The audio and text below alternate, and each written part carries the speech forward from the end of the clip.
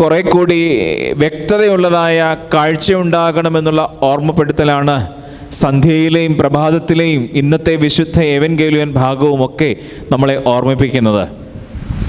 ഈ ബർത്തിമായി എന്ന് പറയുന്നതായ ഈ കുരുടൻ എരിഹോവിൻ്റെ വഴിയിലിരുന്നു കൊണ്ട് ഭിക്ഷ യാചിക്കുകയാണ്.